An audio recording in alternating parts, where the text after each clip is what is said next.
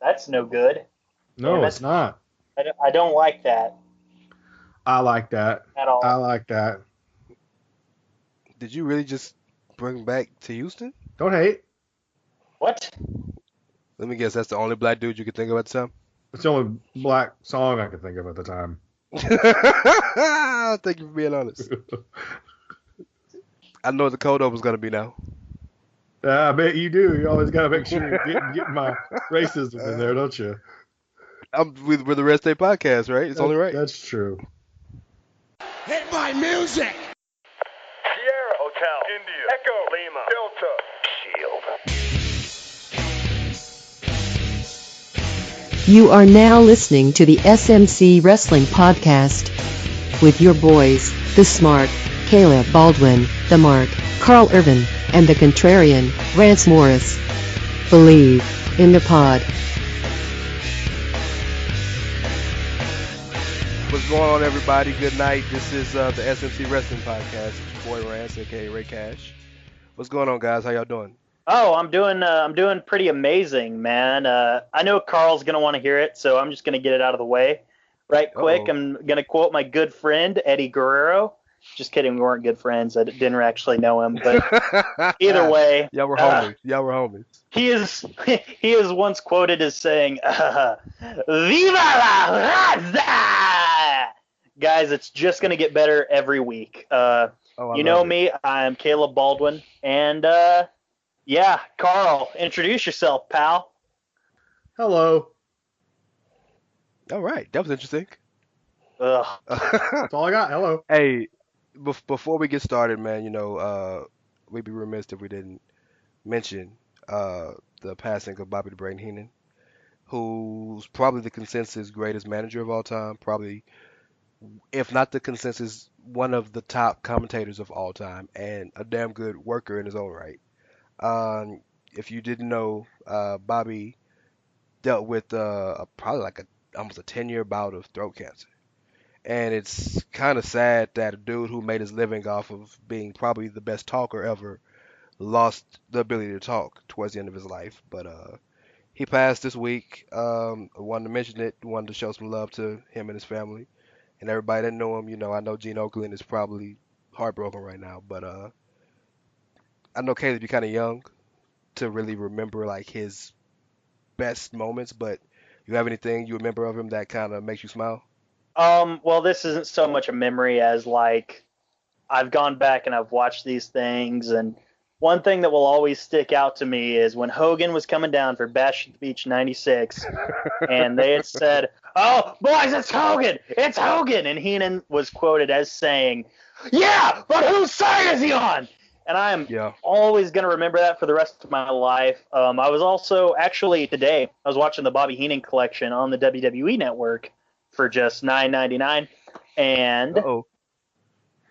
that being said, there was a clip of them at Trump Plaza before WrestleMania 4, and just these hilarious clips of Heenan like trying to play blackjack, and he tried to play it with like an after dinner mint and stuff. He thought it was $1,000 chip. He was at the health club, and he wasn't riding the bike until Monsoon went up to the health club. And actually, like saying that, and this is about Bobby Heenan. Go watch it, on the network. It's hilarious. The funniest part is Monsoon, because they would go back from commercial, and Monsoon would just be blathering on about WrestleMania 4 to random bystanders, and I Yeah. just can't help but imagine like Monsoon's going around like, well, who do you think's gonna win the tournament, guy? And the guy's like, I'm just a valet. Like I'm not, I don't watch wrestling, that sort of thing. But that's Quality stuff, man. yeah. Bobby Heenan, obviously, he will be greatly missed. It Yeah. was sad seeing him in his past couple years because unfortunately the cancer just slowly ate away Yeah. at him, and But the love he got, like he got so much love that I mean, and it really goes to show you, and it's it's heartwarming to know that people don't judge of outward appearance because his appearance got terrible. But I mean, like, he came out, he had no shame. He would be at all the signings, and the hmm fans would love him, and the wrestlers would love him, and just hug on him and tell him how much he affected their life.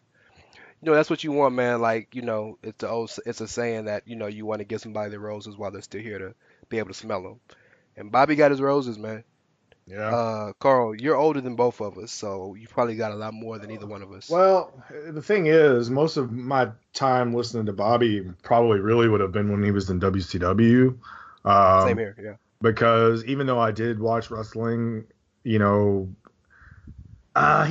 really. The time I really got started, he was not in WWF anymore. Really, my years are mixed up a little bit, but I mean, there's obviously tons of great stuff. Everybody knows, I would imagine, the dumb shit he said, when Shawn Michaels threw Jannetty through the barbershop window. I mean, if you don't know that, you have to go back and look it up because it's classic Bobby the Brain Heenan, right? I mean, we all know the story of Jannetty and Shawn, and they're doing their barbershop thing with Brutus Beefcake, and Shawn turns and throws Jannetty through the window, classic heel move. And Gorilla can't believe it, and Bobby's like, "Oh, that coward Jannetty tried to escape through the barbershop window." I mean, it's literally Classic. one of the best Bobby the Brain Heenan lines ever. And I mean, Classic. But WCW, he was awesome too. And people don't always a lot of people think of Monsoon and Heenan, of course, right? But Shivani and Heenan, dude, and Tenay, they had. I mean, Heenan could work with literally anyone, and that's just on the announcing side. I mean, he managed so many people and so many incredible talents. I mean, and one thing that's a lot of people we haven't heard a lot. I've heard a little bit of talk about it was the fact that Heenan could bump too. Like he took some bumps. You know what I mean? Like that boy. Yeah. I mean, Heenan could do it all, and that I think is part of the reason why. The love is there, and there's always a soft spot for people who have some humor, and Heenan was definitely one of those guys. So he will be missed. He's in a better place, if you're a religious guy like I am. That's the way I look at it. So even if you're not religious, he don't have to deal with no pain no more, man. Yeah, no doubt. I mean, he went through that for a long time. So, rest in peace, rest in power, however you feel about that. So, real quick. The first thing I remember, there's really three things. The first one is Monday Night Raw, the very first episode when he kept trying to get in the building and they wouldn't let him in, and he was dressed up as a woman, he was dressed up as a bum, he was dressed up as somebody's uncle, just the versatility of the comedy was there. The second thing I remember is how much he hated Hulk Hogan. If Bobby could talk after Hulk Hogan had the N-word rant. Bobby be like, I've been trying to tell y'all for 30 years. Y'all wouldn't listen to me. I know. He had so much gold with that. And then I think the most pertinent thing, relevant to today, that reminds me the most of Bobby Heenan was his speech when he got into the Hall of Fame. I mean, dude did a stand-up set for an hour, and I love the joke about how he still calls it WWF, and he's like, well, wait a minute. When I was here, we had Snake, and we had a dragon, and we had all this. Not to mention, I spent most of my career being called a weasel. So yeah, Bobby, rest in peace, man, or power, like Carl said, however you want. But Caleb, we got some important to talk about tonight, don't we? I think we do. I think there's a pay-per-view on Sunday, and I think it's called No Mercy. Yeah, if you're wrong. It's called WrestleMania. It's called WrestleMania in September. Boo! Boo! It's WrestleMania. Say WrestleMania for WrestleMania. Hashtag not my WrestleMania. That's all I got to say about it. Oh, no, don't do that. Only because Sami Zayn is main eventing, so none of them are your WrestleManias. That's fair, yeah, that's fair. Anyway, before Rance kind of interrupted me and tried to correct me for some reason. Yeah, I know. Yeah, you. Yeah. Oh, excuse me. Yeah. I'm glad you dressed up for the podcast, though. That's awesome. I did, too. Anyway. No Mercy is coming up, and man, we're gonna go from least to most important, and first and definitely least in this countdown, count up as it were, is Elias versus Apollo Crews. The kickoff. I mean, show. it's on the kickoff show. I'm interested to know when this got added to the card because today, okay, literally today. That's why I didn't hear about it then. They sent out an alert and a tweet that said, "Oh, Ties Worldwide's Apollo Crews is gonna wrestle Elias on the kickoff show." So sweet. I just want to hear Elias sing for the people of Los Angeles, as it were. You guys, I'm gonna let you say your piece, and then we can do predictions on it. Okay, we want to do that. We want to embrace that format this episode. Sure, but I mean, it's not like there's really much to talk about. It's Apollo versus Elias. Hey, that's the Drifter, bro. Come on now, quit. Don't disrespect the Drifter. I'm not disrespecting the Drifter. I'm disrespecting Apollo Crews. Elias is gonna win. Wow, how could you disrespect? Dude, Apollo Crews he's undervalued, in my opinion. Just saying. Disagree. Well, he can flip 80 strong. Yeah. And he's nice. And he has a really, really good smile. Awesome smile. Mm-hmm. You know, and he has some enthusiasm, and he's black. So that works for me. There's that. Me too. Other than that, what the fuck else is there? He should be thanking his fucking lucky stars that he's teamed with his best friend, Akira Tozawa. Yeah. Because Titus has saved that man's career. And Apollo didn't even be on TV, and Titus saved his career. Yeah, absolutely. But do you guys Carl, do you have anything to say about this match? Oh, I just wanted to disagree with you on him being undervalued because he has no personality. Because you're racist, right? Sure, if that's what you want to go with. He has no personality. I'm just kidding. No, I know. But he really doesn't. I mean, if Elias loses this match, I'll vomit. It's just Elias has some personality. I mean, he knows how to get heat. Apollo gets heat. Apollo's the kind of, he's the die Rocky you die guy. You know what I mean? Eventually that's what's going to happen to him. It's just one of those. He's too white meat. You know what I mean? He gets the Charlie Haas pop. He's what? Basically, when his music hits, nobody comes out. Nobody says anything. Nobody cares about Apollo anymore. I like him. He's all right. But in terms of the scope of WWE, Elias to me would be the more bigger act. Yeah. So I'll go with Elias, and that's all I'm going to say about it, I guess. I do know one positive thing about Apollo I can mention on the podcast. Yes. He has great music. Yes. Mm-hmm. Okay. I like it. Yeah. Okay. He has good music. Yeah. That's so. I can't tell you anything else. Okay.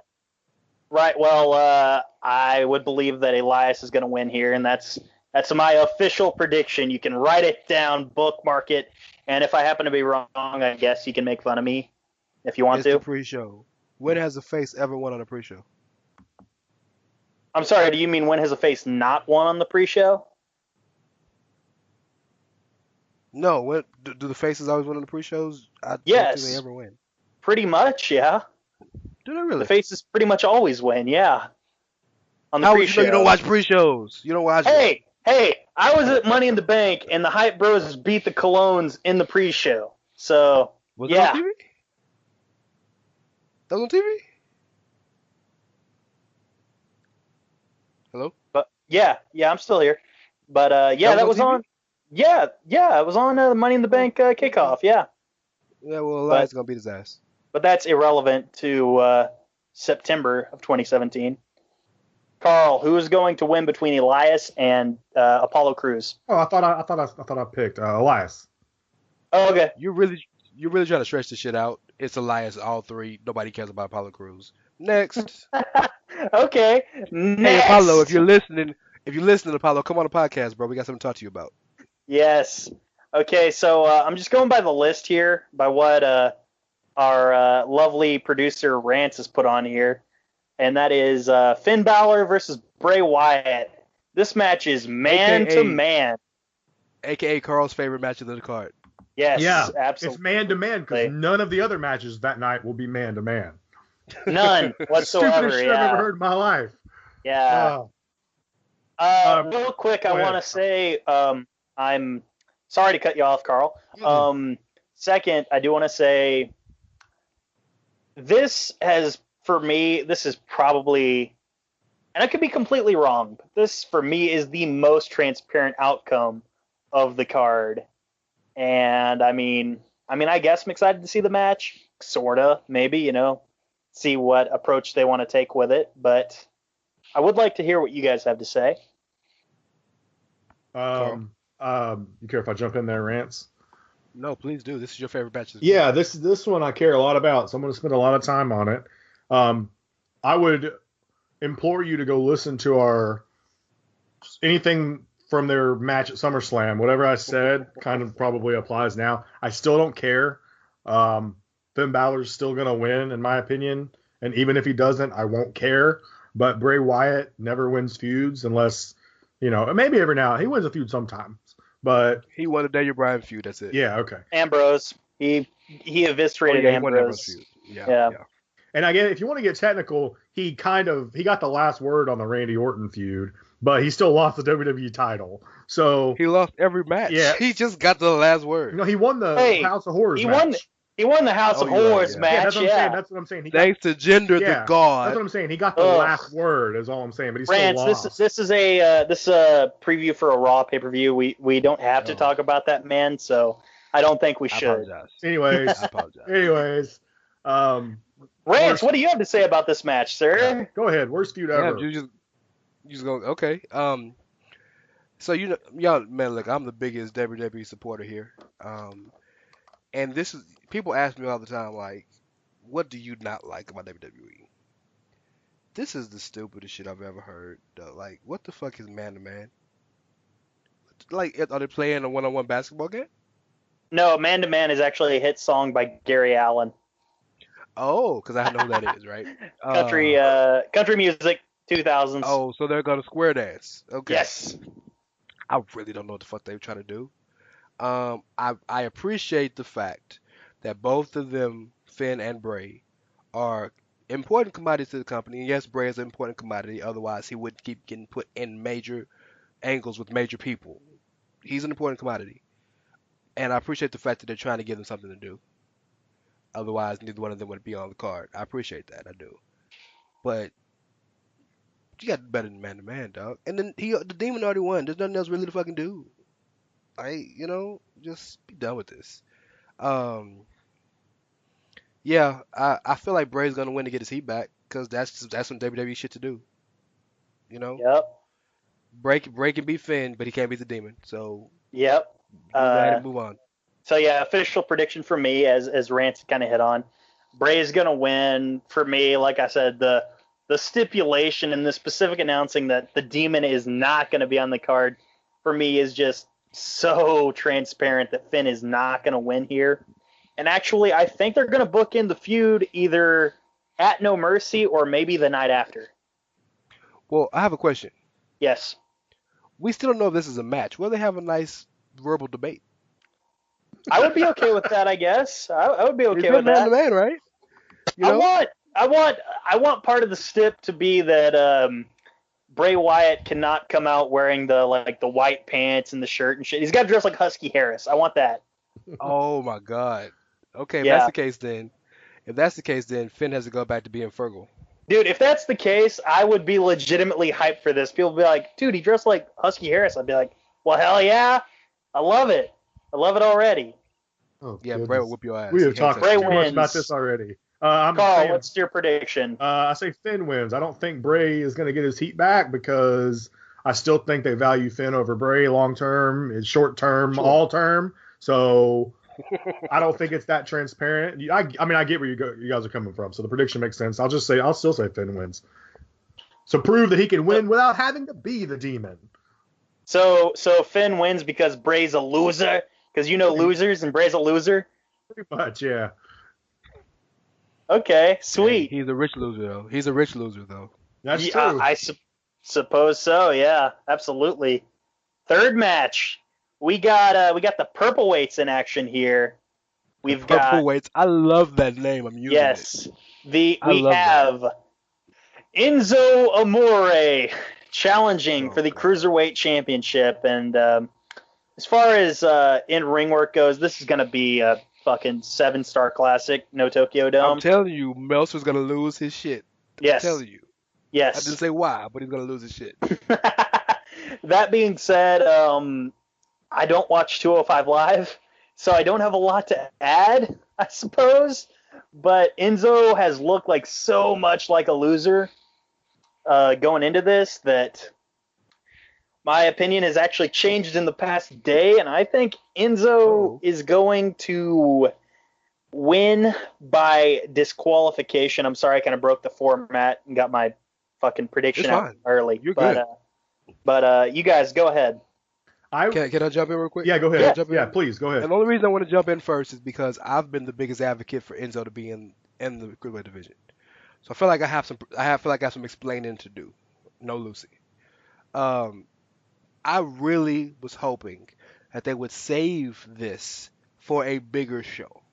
Like, you build up Enzo and make him kind of... Y'all remember Colin Delaney on the old WWE CW? No. The dude who was a jobber. Absolutely. I know Caleb does. He was basically a jobber, but he kept Mikey Whipwreck. That better? A guy who really wasn't supposed to be talented, and Mikey Whipwreck actually could wrestle eventually. But, kind of build him up kind of a flukish type win and have him have a feud with Brian Kendrick where he continues to sneak wins, and have him have a feud with such and such, or, with Tony Nese or with Daivari or Drew Gulak, and just continue to build his way up to where he has confidence in himself. The crowd knows he can't wrestle, but his confidence is overwhelming because the crowd still loves him.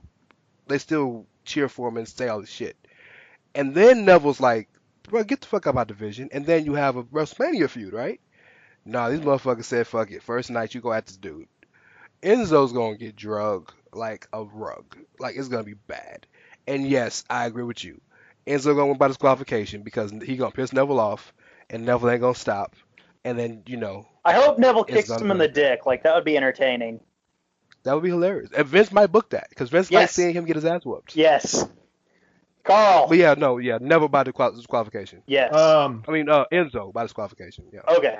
Seeing how we're making the predictions while we go. So I just have something that, like, I'm just gonna give my prediction first. I still think Neville is going to leave as the Cruiserweight champion. I don't know how it's going to go down, but I have this just awful feeling about it, guys. And I'm going to tell you why.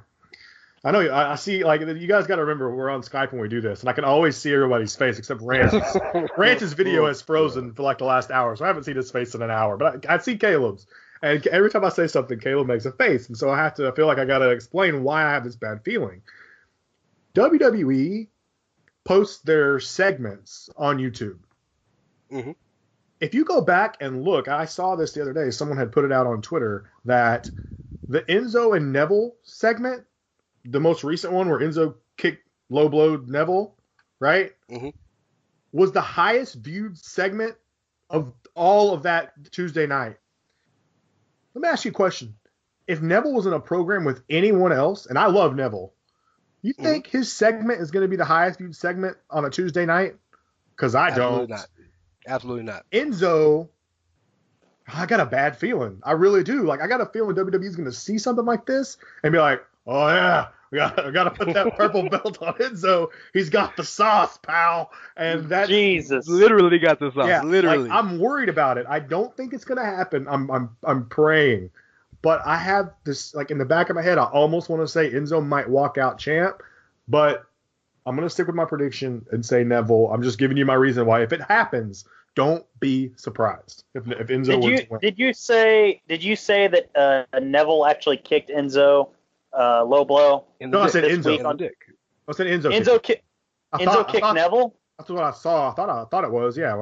I mean, am I wrong about that? No. I'm curious because I need to know. Did Enzo kick Neville or did Neville kick Enzo? I don't know. I didn't watch 205 Live this week. Enzo, I'm pretty sure. Unless I'm just losing my mind. Enzo low blow Neville. I'm pretty sure. Okay. I was going to say if Neville got his shot in this week, then okay, whatever. But no, since Enzo got the shot in, I stick with Enzo by DQ. That's fair. Yeah. Okay, Can y'all so imagine a world where Enzo Amore is a world champion of a division? I'll shoot Can you myself. imagine that? I Don't say mean, that shit because Vince will book that shit and you gotta live up to that. Don't do that. I couldn't like before Backlash, I couldn't imagine a wrestling world where Jinder Mahal was your top champion, but that happened. Anyway, move No, no, on. no, no, Oh no. my That's god. just to that point. Like, it's not like the craziest thing that would happen in the world of wrestling in No. 2017. Is all I'm saying. And he's good and he's good for that brand. He's really good for that brand because people actually watch it now because Enzo's entertaining. And so, So yeah. Like everybody on that brand could wrestle except for Enzo. But nobody on that brand could talk except for Enzo. And I mean Drew Gulak is entertaining as fuck. But yes, but like really there was nothing from an entertainment standpoint unless you just were a diehard. They had some good quality stuff like the Tozawa Kendrick stuff was entertaining or stuff like that. Like it was some entertaining shit. You know, the stuff with Kendrick and Gallagher, with Gallagher turning heel. It's been entertaining. There ain't been nothing that makes you say, "Damn, I gotta watch this shit tonight." Enzo kind of make you do that. yeah. So, in recap, all three of us have Neville retaining. Carl didn't specify, but Rance and I both said Enzo by DQ.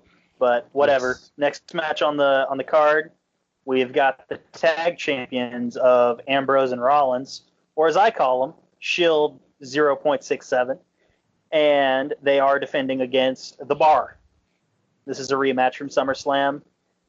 Agreed, Rance. They are fucking solid. So good. I'm very hyped to see this match. I really don't have much to say on it. I wish I did. I know unless like there's a fucking like full moon out, it's gonna be great.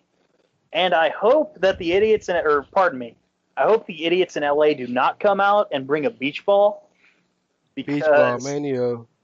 ugh, yeah, because that really took away from what was otherwise a great match on SummerSlam. And yeah, I hate to say it, that's all I have to say about it. Rance or Carl, either way. One of you two want to jump in on this? Go ahead, Carl, Ray. go first. You want me to go first? Okay. You want me to go? No, Yeah, it's fine you because go I first. had a thought about it anyway because I was, as you guys know, I write for Lords of Pain on the main page and I wrote about this match specifically because to me it's interesting and it affects my prediction towards the match. A lot of people think it's pretty cut and dry that Shield's .6666667 is going to win.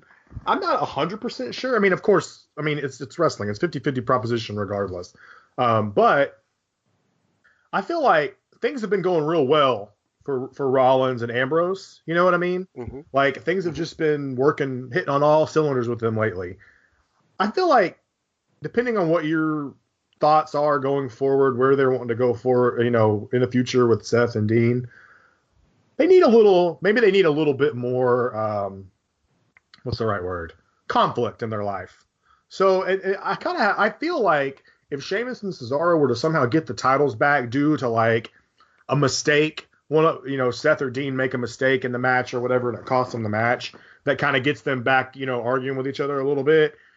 Mm-hmm. It brings a little bit an extra layer to their story. And so I kind of, in the back of my head, I wouldn't be opposed to seeing Sheamus and Cesaro get a victory here just to see how that would affect the Seth and Dean dynamic, because we still know that even though they're buddy, that even the smallest thing could turn that real quick. So just kind of a thought I had on the match. I'm gonna flip this for you guys, right? So WWE is, if anything, inconsistent in its consistency. Fair? Yes, that's fair. So over on SmackDown, the Usos and New Day got this fight forever type shit going, right? Yeah. I don't think they would copy that with Raw.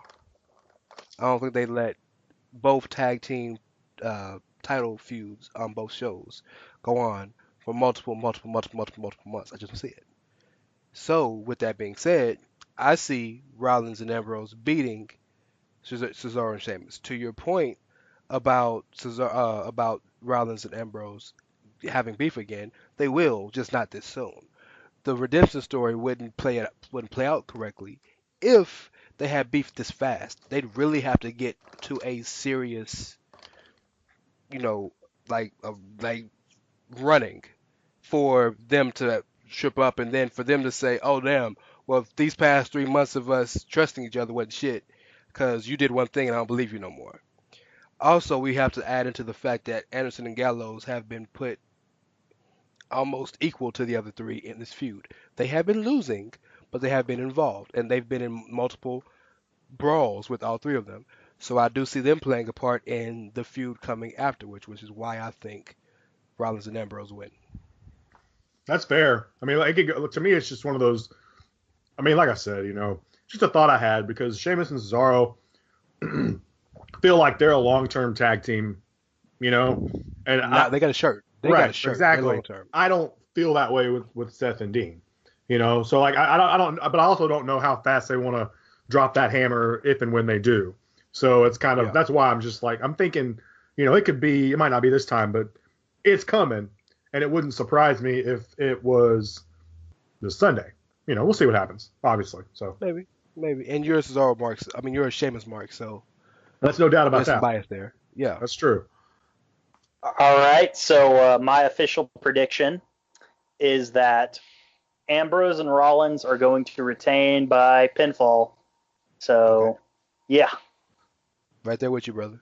Yeah, I'll take the bar just to throw a little wrench in there. I'm probably going to go 0 for on this pay-per-view, by the way, but I'll take the bar. All right. Well, you can't go over because we all picked Elias. Well, so but that's a guarantee. I can still go 0 for. Like, I could get that one wrong and all the other ones too. So yeah, I get you. That's yeah. Wow. Okay. Next match on the card, and this is probably no, I'm not gonna even joke about that. This is for the Intercontinental Championship. We've got the Miz defending against second generation superstar Jason Jordan. I wouldn't know what the joke was. I'm curious.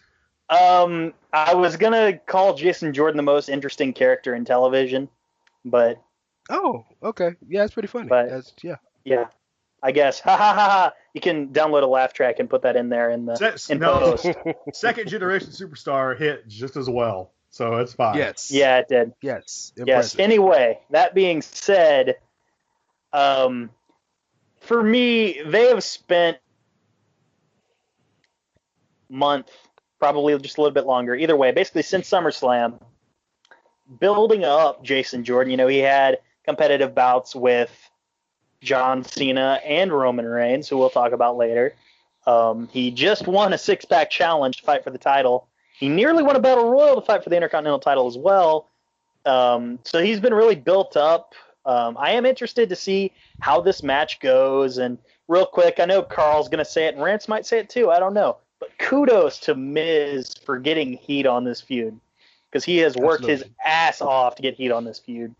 Absolutely. And I am actually I actually might be pretty interested in this. Definitely more interested in this than I am Bray and Finn. I can tell you that for sure. But yeah.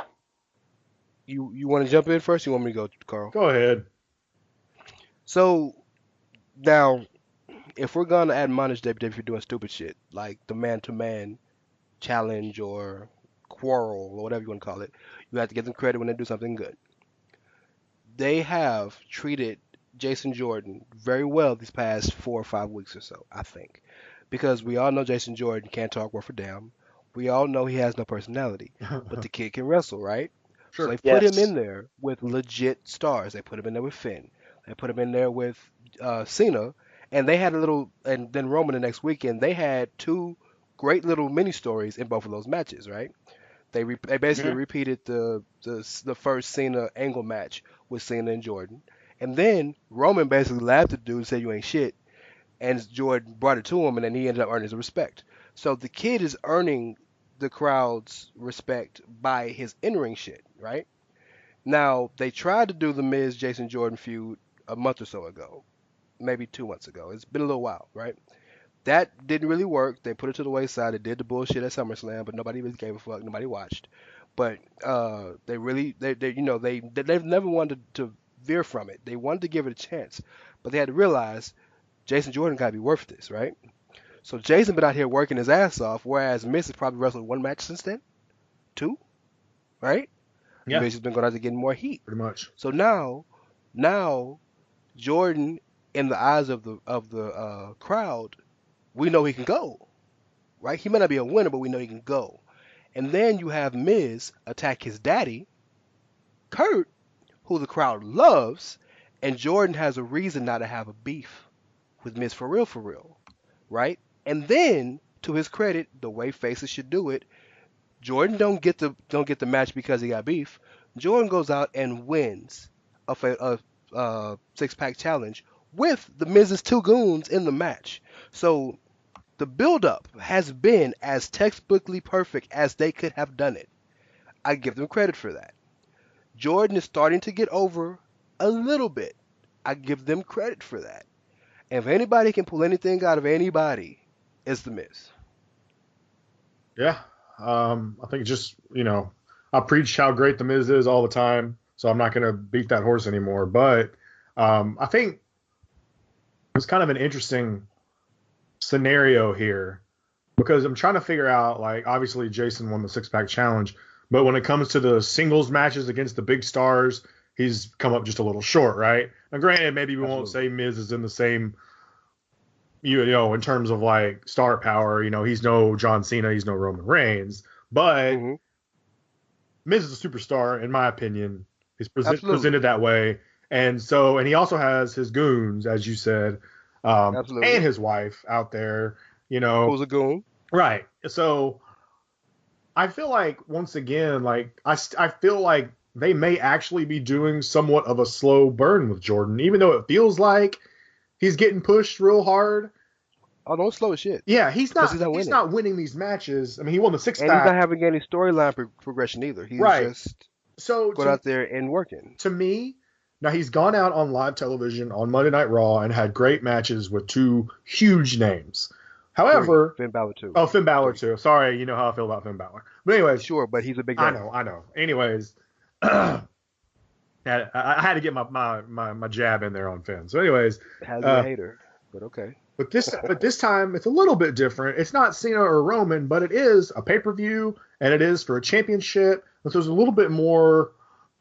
What is a word Rance might use? Gravitas. You know what I mean? Gravitas. Yeah. Je ne sais quoi. So it feels like another kind of thing where they want to see how he's going to go out there and do in that moment. Sure. And I do think he's going to come up a little short, which is fine with me because you know how I feel about the Miz. But I once again it's hard for me. Like, I'm not really into the Jason Jordan stuff at the moment because he's turning. Once again, it reminds me of the Die Rocky Die. I've said it already. This is the second time I've said it. Like, I feel like that could happen. I mean, maybe not. We'll see. He's just like, I disagree. He's so like, I'm Jason Jordan and Kurt Angle is my father, and like it's so I disagree with that because Jason Jordan's not talking. He's just going out there and wrestling, right? They haven't had until Monday. They hadn't had he hadn't really spoken, nor had they had a backstage thing in weeks. So if he was coming out every week cutting a promo, hey, I'm Jason Jordan, Kurt Angle's my daddy, this is why they're not going to understand, but he's not doing that. He's just literally going out there and working his ass off. Now, I also agree, Miz is going to win. That's the point. But with Jason Jordan, it's a marathon, not a race, right? Yeah. So the point isn't to get him over immediately. The point is to get him over sustainably, for his overness to be sustained, right? So in the present time, the key was to get heat on this one match. And they have gotten heat on this one match. You could also, if you want to let your mind go there, since Kurt Angle's involved now, who's to say there's not Kurt Angle versus Miz at Survivor Series? I agree with that. That's another thing I think has been brought to the surface is, even if it's not Survivor Series, we got to imagine Angle's going to wrestle at some point. We know he probably is. And who is safer in that company than Miz? Right, exactly. So even if it wasn't a Survivor Series, you might be able to drag this out a little. It just kind of depends, because we didn't get the Miz and Daniel Bryan. Remember that from, everybody was like, oh man, we got to have that because of their beef. Yeah. But we might be able to get Miz and Kurt Angle as like, it's almost like for Miz, he might have wanted that match with Daniel Bryan. Yeah. And he didn't get it. So it's like, hey, well, maybe we can reimburse you a little bit here, He's earned that, yeah. Yeah. I'll even take Jordan and Angle versus Miz and the Miztourage. I'll take that. Sure. That's still a big. Well, I also think if that does happen, if we're going to get Miz and Kurt Angle, I do think the IC title is going to end up on Jason Jordan soon. I don't think it's this time, but I do still think it will end up on him sooner rather than later. If we're going to lead to that. I do too, but again, the point was just to get heat on this match. Right. And you continue to build and build because for as long as they've been feuding, they really don't have that week-to-week beef type thing because one week Miz is out there talking with Enzo. Another week Miz is out there talking with somebody else. Like, they don't have the week-to-week thing.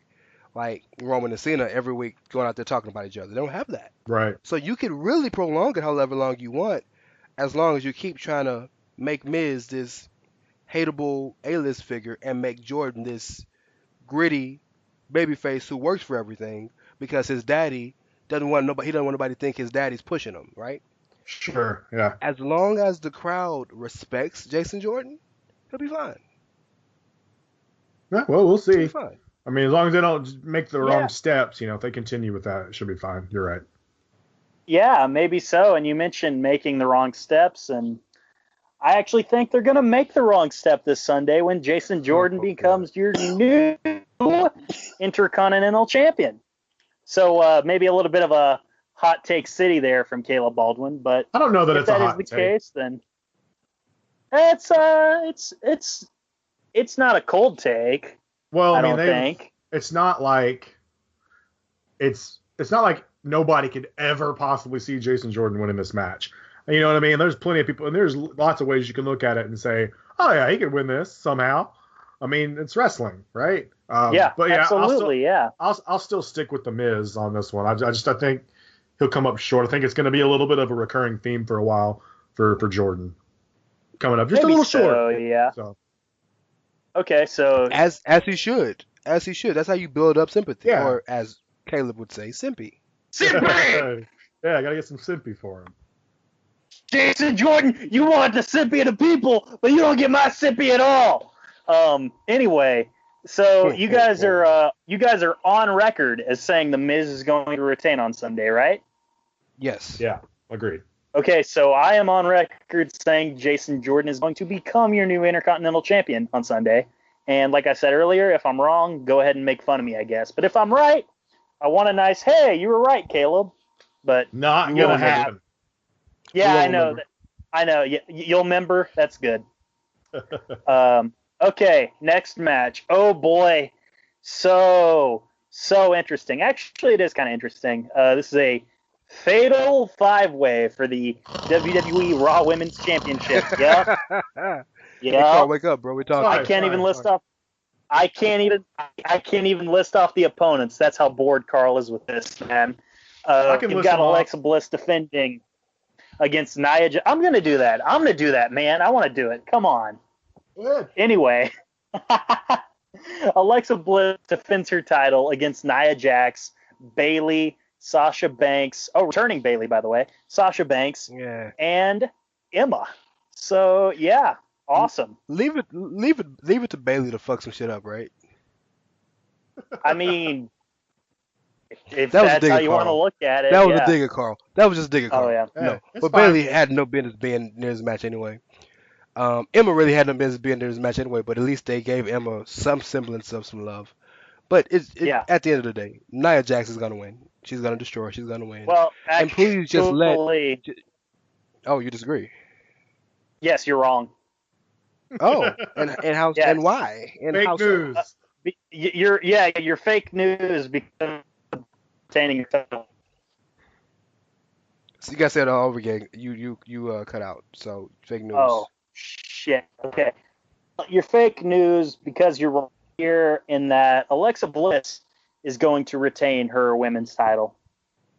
God, please no. You're both wrong. Got a nice little quizzical look on Rance's face there. Oh God, like I love Alexa, but it's time. Just move on. You're both wrong. I agree. Rance, but that's what I think is going to happen. I feel like Carl's gonna say some bullshit like Emma's gonna win. I am absolutely. Bayley's gonna win. Bullshit. Well, Bayley wouldn't actually surprise me in the least. I don't know why that would piss me off the most. I don't know why that would be a surprise because Bailey was in line to go against Alexa for the title at SummerSlam until she got hurt.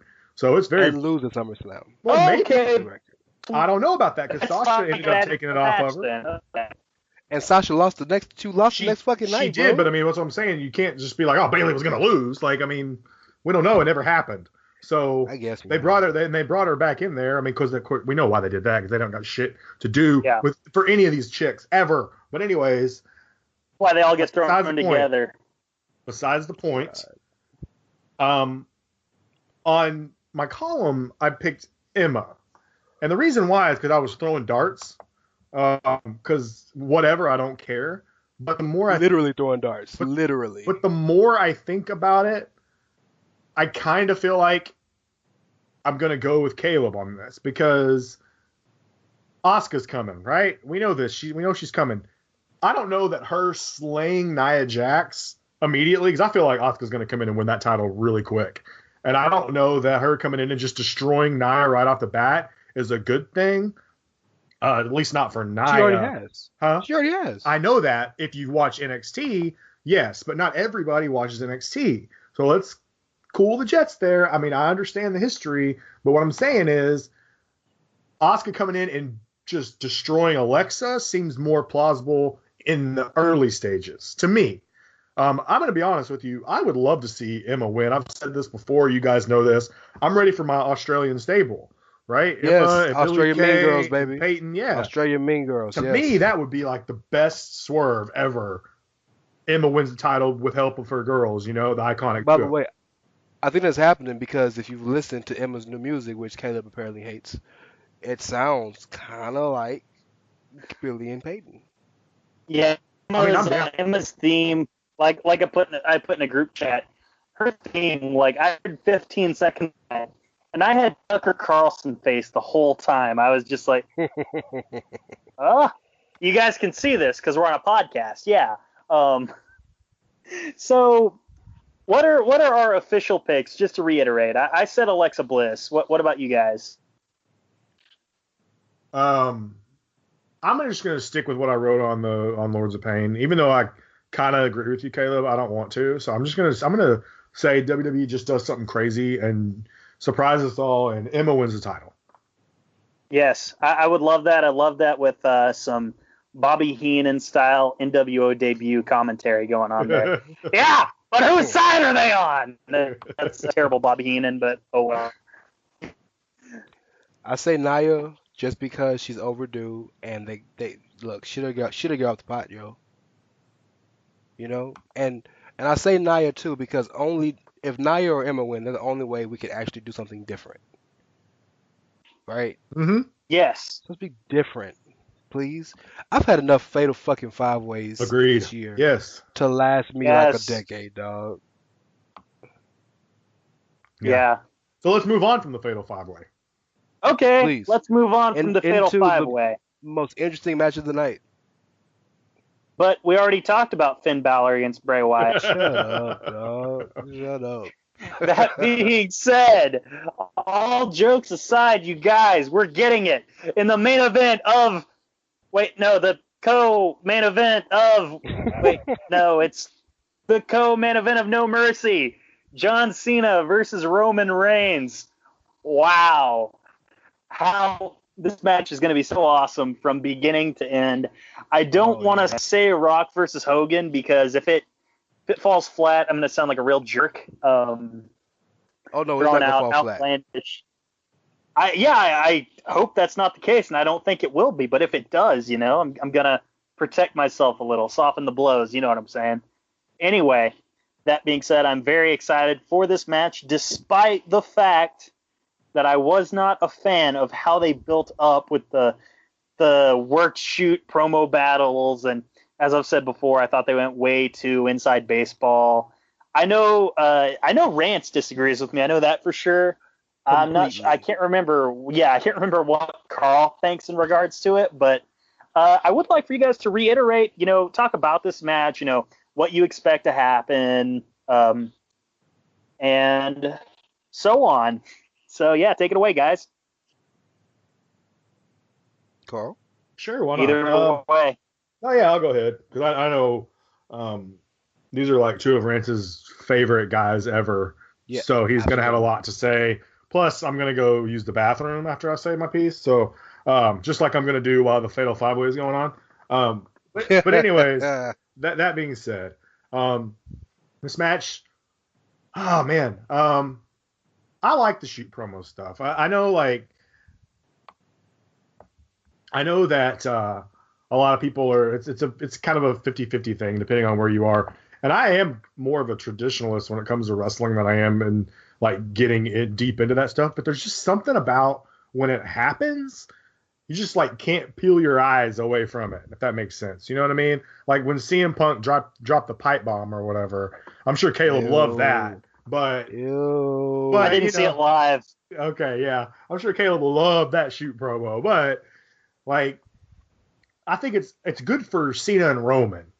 It's not good for everybody, you know. Like I feel like it's one of those things only certain people it's going to work for. You can shoot on Enzo Amore if you're the Miz because it's so ridiculous. You know what I mean? Like Enzo is like he's no one really in the scope of WWE, and so shitting on him makes sense to me. You know, bring his shit out there. And this is kind of feels like the same way because they're so popular. Like it's almost like we always want to know, like, is there anything on Roman? Is there anything on Cena? We hear stuff all the time, right? We hear Cena buried Alex Riley or whatever, you know? And so when Roman comes out there and he uses it in a promo, you're like, oh, okay. And so to me, that's what makes it interesting. Like if it was just two random guys shooting on each other about nothing we have any clue about, I would be like, why are they doing this? So that's why I'm okay with it. In terms of the match, before I give a prediction, just want to say that I do think the match is going to be outstanding. I'd be very surprised if it wasn't. And I think that with John Cena being where he is at this point, unless they're dragging this out, and I don't really think they are going to, but unless they're dragging this out, I really don't see any reason for Cena to win the match. He has destroyed Roman on the promo side of this for the most part. Like, maybe not destroyed, but I feel like he's been the overall winner in that regard. And so I feel like Roman's got to get something here because if Roman just goes out there and gets his ass beat, you know, doesn't win the match, I don't know. Maybe Cena respects him because at the end of the day, you know, Cena said he doesn't respect Roman. So I don't know. It's a very difficult match for me because I don't know what they're going to do. But before I give my official prediction, I'm just going to say that I feel like Roman should win this match. And I do think it'll be excellent. So, Rance, take it away. I'm going to, go ahead. Okay. First and foremost, let me say this. Cody says one thing that I really agree with, and that he really gets upset when people like non-wrestlers or people not in the business use insider terms because we don't use them fucking right. None of any of this shit has been a shoot. We have probably never really seen a real shoot.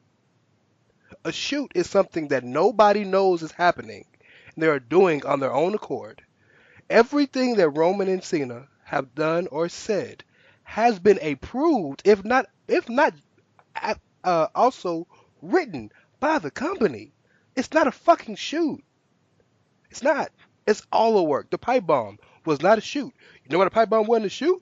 Because he had to talk to Vince and Triple H to say, this is what I'm going to say first. You can't stop me, but it's what I'm going to say. It's not a shoot.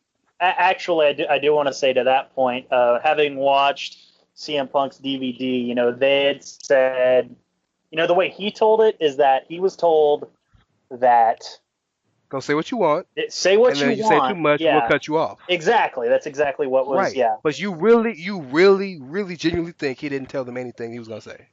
I mean, I'm not saying he didn't, but at the same time, but it's not a shoot. It is still not a shoot. It's still not a shoot. A shoot is Nails going out and trying to kill somebody. That's a shoot. Oh God. Right. That's a shoot. A shoot is mass transit when New Jack almost killed him. Okay, that's hold on. Let me jump in. Oh God. No. Well, the reason why I say that is because Rance, you're getting a little caught up in the like semantics because like I don't think that I personally don't think it's a shoot. What I think is it's just that shoot style. Like they're trying to bring things that we've heard, that they know that we've heard, into the reality and leaving us guessing.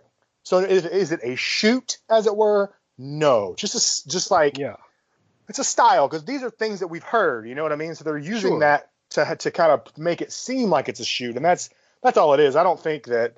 I mean, some people may believe it. Is it a real shoot? I don't know, but I definitely do not. I can see the difference, if that makes sense. And here's why. And this is the whole reason why I have the problem with that, because some people do. I'm gonna use Rich for example, and the only reason I'm using Rich for example is because coming soon, Rich and I are gonna have a One Nation Radio versus SMC podcast face-to-face debate. Oh, I'm sorry, man-to-man. We're copying Finn and Bray, and we're gonna talk about Roman and his part in this Cena feud. So I really don't want to go into too much detail and give away everything, because that's going to be a special podcast. But I do want to say this. Rich in general feels like Roman lost, because if you're going to shoot facts. It's not fucking real. He said what the fuck he wants. It's not real. The whole point of everything they did in both of those, in all three of those promo battles, was this. It was to give Roman exposure and a chance to really have a promo battle with the best promo guy they got, not named Miz for you, Carl. One. And number two, to continue to both of their fan bases, to make sure both of their fan bases feel vitriol for the other fan base, because they don't really get along. And number three, anybody on the fence, you gonna really pick a side, because if you hate Roman, you're pulling for Cena right now. If you hate Cena, you're pulling for Roman right now. Nobody's on the fence. You got a dog in the fight. You know when people fucking say, well, Roman Reigns was exposed. Well, if you feel that way, that means you really fucking with Cena right now. Right? Now, I'm not stupid to say that Roman Reigns out-promoted John Cena in any of the promos. He's not there yet.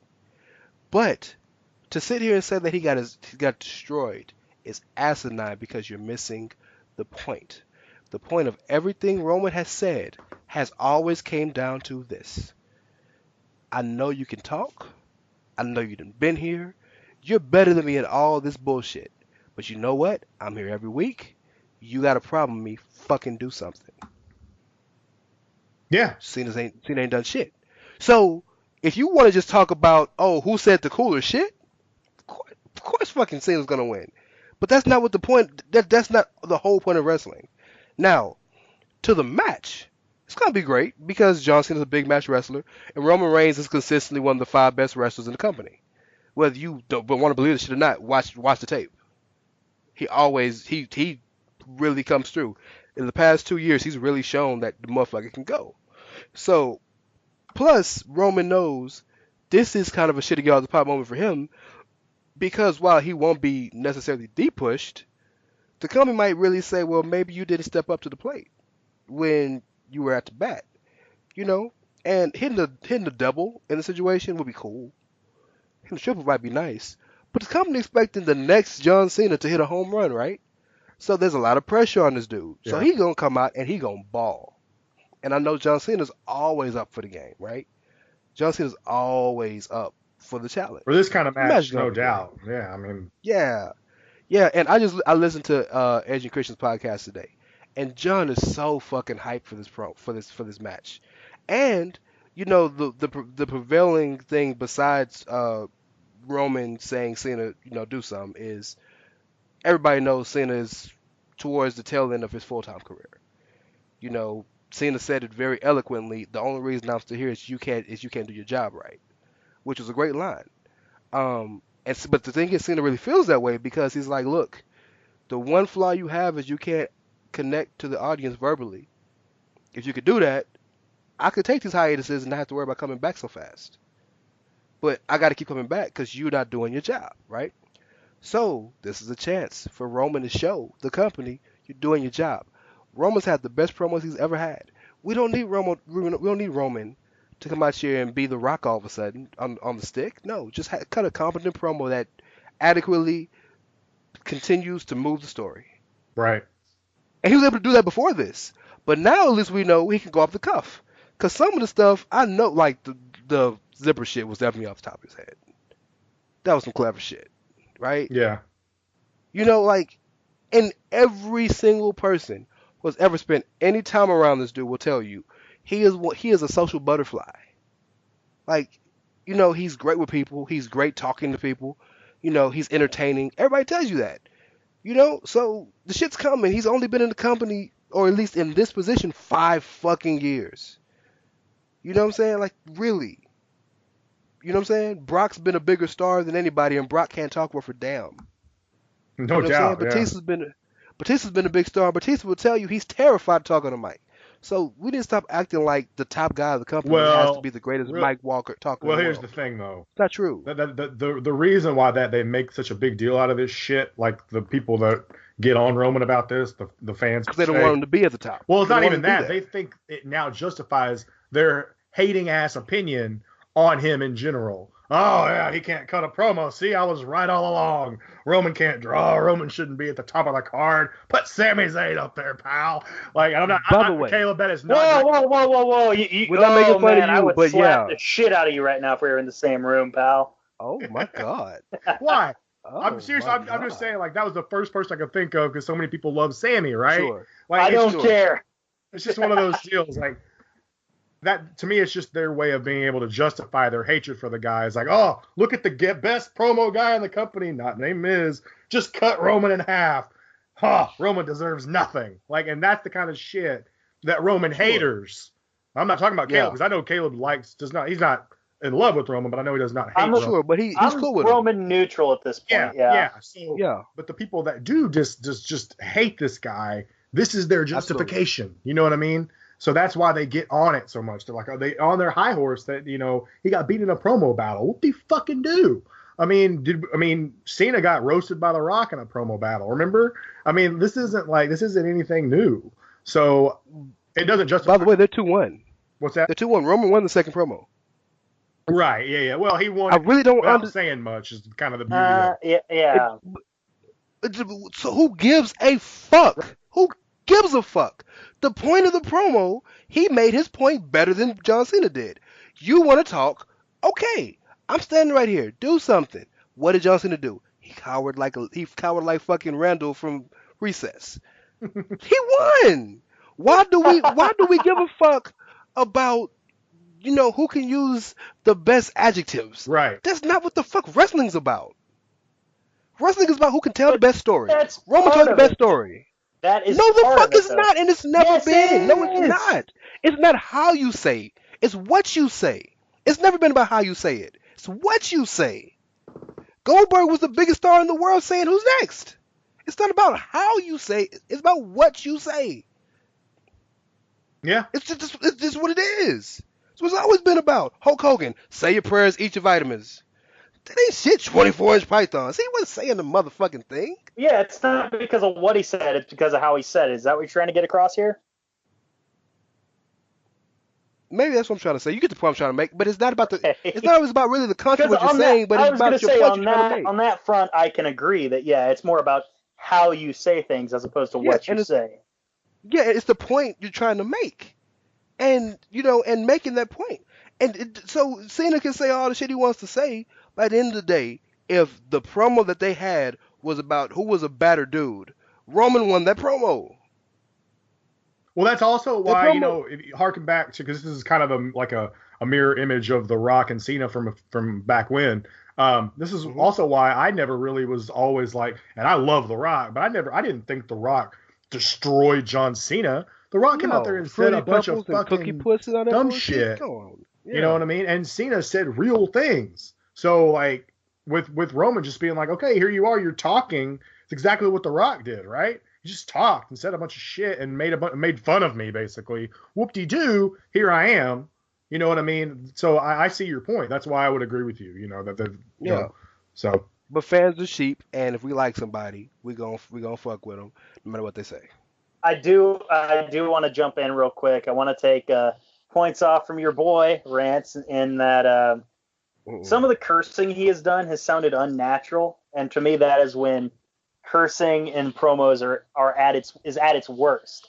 Is when Does it sound unnatural because you've never heard him do it, or does it sound unnatural because it sounds unnatural? no, when there's a pause in there, and then he's like, "Oh hey, bitch," that's when it's like, Okay. to me, at So, times his cursing sounded unnatural, and so I would ask you this. yes, I will agree with you if you can really go, and we won't have to come up with the conclusion now.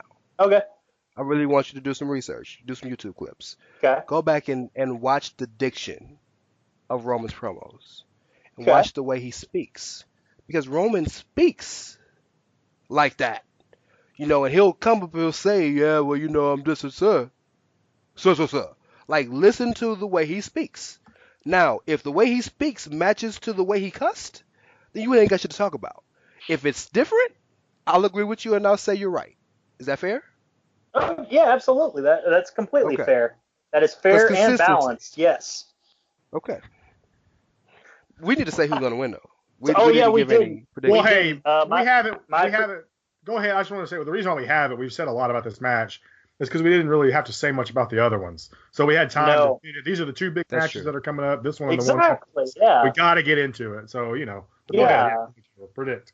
My official prediction: Roman Reigns wins. No, nothing real screwy here. He'll win by pinfall. I don't really expect any interference. I don't think Samoa Joe's healthy. If he were, then maybe he'd interfere. But no news of him being healthy. So Roman Reigns wins is my official prediction. I don't. Yeah, I'm with you on no interference. I don't think that. I don't think you can do that with this match. You better not. You know what I mean? This just doesn't seem like the right match in my opinion. Hey, So I don't think. maybe they want it to co-main event No Mercy and also co-main event WrestleMania. I'm just saying. Right. Ooh. But I don't think we're gonna see that. So I'm gonna go with Roman as well. I feel like this. The only way I would go with Cena is if they're gonna pull another match or two out of this, and I don't think Absolutely. they're gonna do that. They will eventually. They just might not eventually, so. but not now. So Yeah. with that mindset, I'm gonna take Roman to win the match. I really like this subplot that Roman is he's still so confident even though he's on a losing streak in big matches. I really love that subplot, and I really would like for the commentary to kind of harp on that more because it's going to show the arrogance of the character.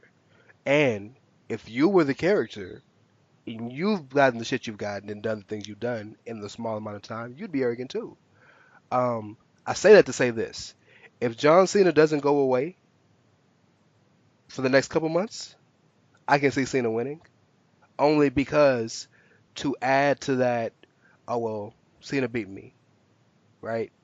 Because I've lost every match since I beat Undertaker, but and now Cena beat me after he called me out, and that story it could be interesting. But no, Roman's gonna win clean. Two spears, 1, 2, 3 in the middle of the ring. It's over.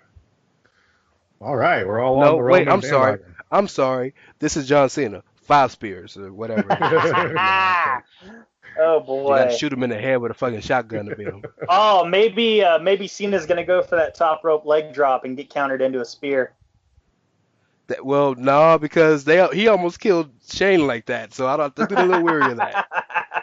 Maybe Yeah, so. Shane learned his lesson, so So that would be yeah, cool though. That would be a cool spot it'd because be a when it nice was spot. It'd be gift when he worthy. did with AJ when they were feuding, Yeah. AJ played it perfect. Yes, Well, absolutely, yeah. absolutely. 'Cause But that's we know Cena's uncoordinated as fuck, so I don't know. yeah, he's something, man. Also, real quick, it's GIF. It's not GIF. It's never been GIF. And if you think it's GIF, then Joe, fuck yourself. That's all I have to say about that. Joe, fuck yourself. Okay. Yeah. You're wrong, but that's With all it- right. Okay, whatever, Carl. This isn't about that. We're here to talk about the main event of No Yeah. Mercy. Yes, the main event of No Mercy. Brock Lesnar defending his Universal Championship against the monster among men, Braun Strowman. Now, Cena and Reigns, I highly anticipated that. I was very excited for the match. But this And Yeah, this is the match on the card I am most excited for. Because Agreed. ever since Great Balls of Fire, they've been building up Braun Strowman, and Yeah. that. Ever since the fucking the Sami Zayn feud, they've been building this motherfucker up. Oh yeah. But I mean, they've been like really hitting it hard like since Great Balls of Fire. But Sure. love saying that stupid ass pay-per-view name. But either way, Goodness gracious. yes. Either way, I am very excited for this match. This is just gonna be awesome, and they know their creative, whoever's booking this feud, if it's Vince, whoever, they know the strengths of the performers here, because they're not trying to hit you over the head with talk, no action. You're getting 75% action and maybe 25% talk, maybe 80-20. I'm not sure. Either way, yeah, let's not get caught up in semantics. I'm very excited for this match, and I'm ready to give you my prediction, but I want to hear what you two have to say. So let's hit me with your best shot, pal.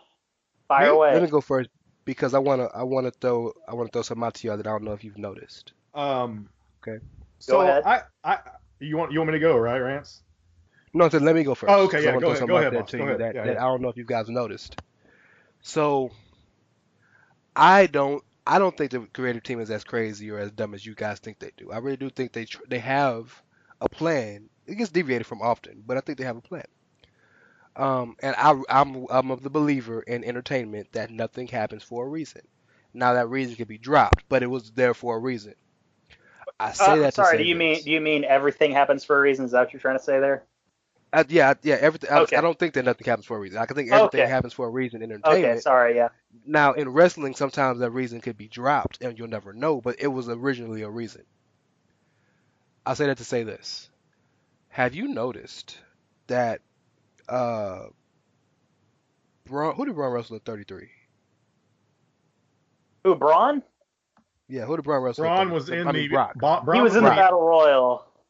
Brock wrestled Goldberg. Okay. Oh, yeah.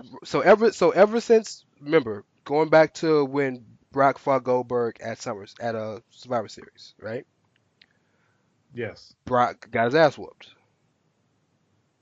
Brock got his ass whooped at Royal Rumble. Brock got his ass whooped at WrestleMania, but was able to finally persevere and finally beat the one thing that had held him down, right? Yeah. His very next feud is Samoa Joe. Samoa Joe whipped his ass. Right? Yeah. Very next feud is the four-way. Him, Samoa Joe, Braun, Roman. Braun whooped his ass. Yep. Right? The very next night after that, when Braun came out and whooped his ass.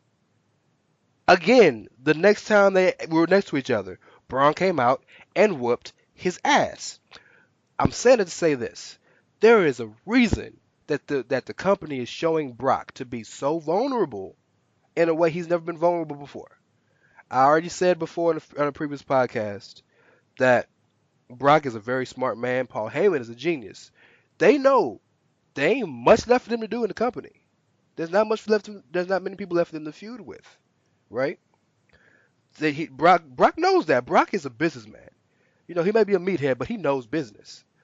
So I really truly believe that they're trying to tell a story that Brock might have reached his peak and is on the downtrend. Braun is the new monster, right? Yeah. I think Paul Heyman's doing a double turn. See, Paulie knows. Paulie's not stupid. Paulie knows. I gotta make money, right? He might not have money in Brock much longer, dog. From a kayfabe standpoint, right? Right. If you remember the time when he left Brock the first time, it was because he saw more money in Big Show, saying that Brock was a rookie, right? Well, he sees this new rookie who is destroying everything and everybody, who almost got murdered by Roman and walked the fuck away, right? I'm just saying. Well, Braun and Paul Heyman ain't money, and then you play this, and because we know Brock's not scheduled to wrestle anymore for the rest of the year. It might change, but as of right now, he's not scheduled to wrestle for the rest of 2017. Brock comes back and tries to get revenge on Braun at WrestleMania. It's a story that could be told. But Right. but I don't think that they've shown Brock's vulnerability so vulnerable just 2 years after they made him the most invincible dude in the history of wrestling for no reason. Yeah. Well, before you give your prediction, let me the thing. If I had gone first, you would have noticed that I would have been thinking along the same way that you are, because Okay. here's the thing.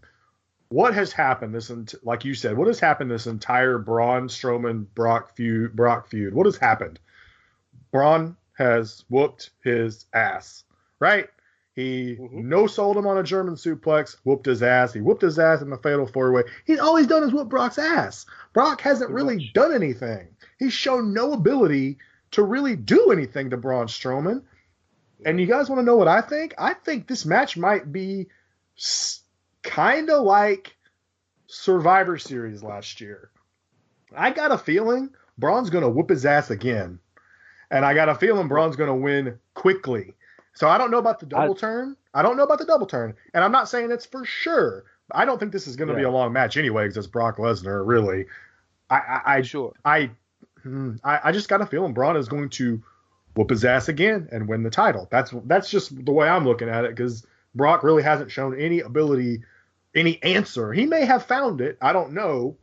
You know, it depends on what you want to do. But I kind of feel like that's where this is going. So it's in the vein of what you've got, Rance, except you're expecting the double turn. You know, I'm not expecting that. I'm not saying that won't happen. You make good points. But, I kind of think Braun's going to run through him, honestly. So we talk all the time about how the crowd loves just a no-nonsense ass kicker, right? That's the reason why the crowd's gravitating to Braun. Absolutely. That's the reason why most of the time the crowd likes Brock, right? Well, the most fun Brock Lesnar I can remember seeing in recent memory was the night after 31, when Seth stole the title and Brock came out and destroyed the fucking arena. Yeah. You know, that shit was fun as fuck, right? Imagine seeing that Brock for 3 months. Yeah. Against an unstoppable Braun with Paul Heyman behind him. You know, if you really want to make this dude a star, Braun is going to. If you think Roman can't cut promos, you really think Braun gonna come out there and cut a 20-minute monologue at the beginning of Monday Night Raw? Like on some real shit. He's not. I'm not saying that he can't. He effectively gets his point. He gets his point across, but he's not. He's a very entertaining dude, but he's not a talented mic worker like Rock or Miz or Cena or Jericho or, you know what I'm saying? He's not. But if you really want to put this dude over as somebody who's going to be at the top of the card for years to come, give him fucking Paul Heyman. Paul still works for Brock in real life. They know his business. They know it's just fucking scripted.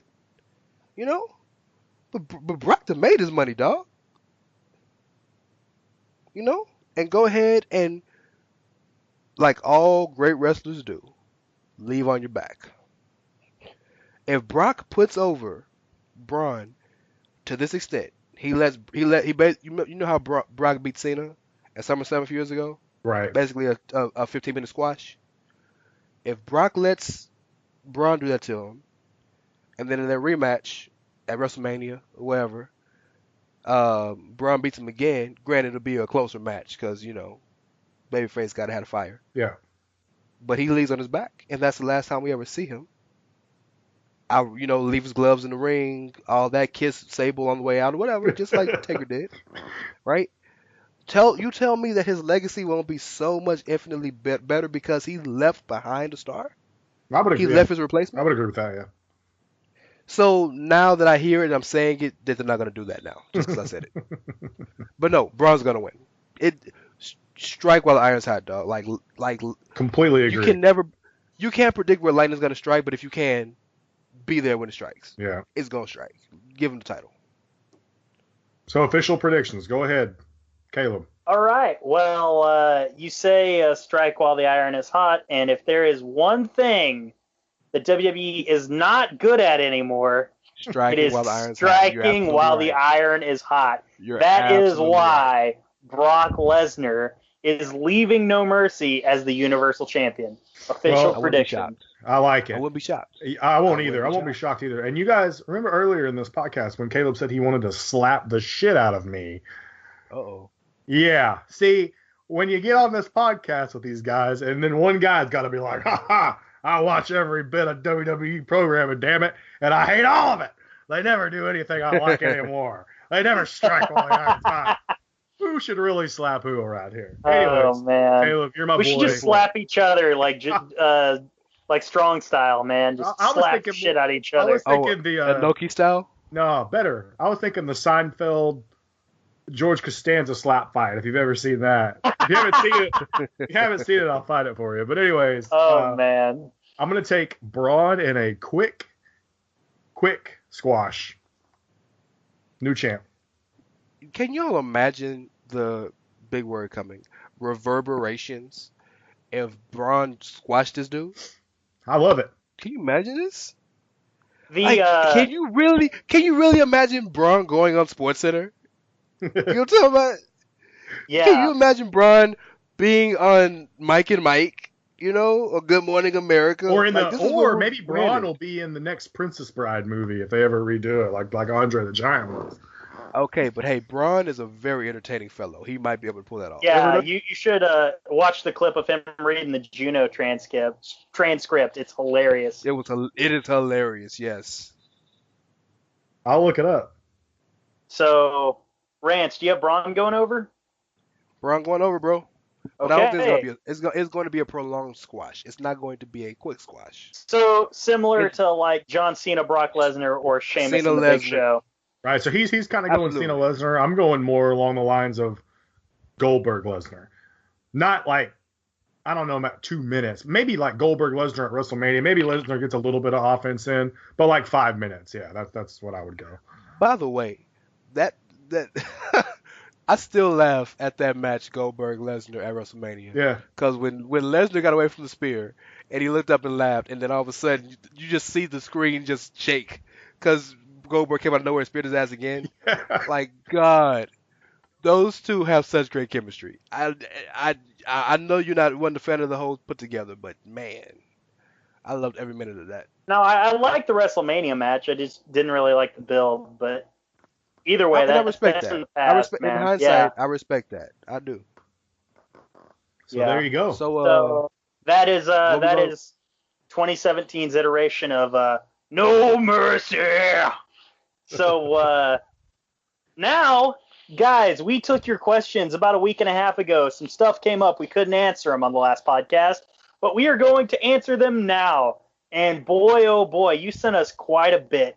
Let's see our first question here. I got it on the Skype chat. Let's look it up. Ooh, this one's from Jeremy Donovan. Who are your early picks to win the 2018 Royal Rumble? So, you guys wanna start that? AJ Styles. Carl. AJ Styles, yeah, I think Shinsuke is going to be champ before the year's over. Absolutely. And I think you're going to get AJ and Shinsuke at WrestleMania, so I'm going to go with Styles as well. Shinsuke wins the title at Survivor Series. AJ loses the U.S. title somewhere between now and Royal Rumble.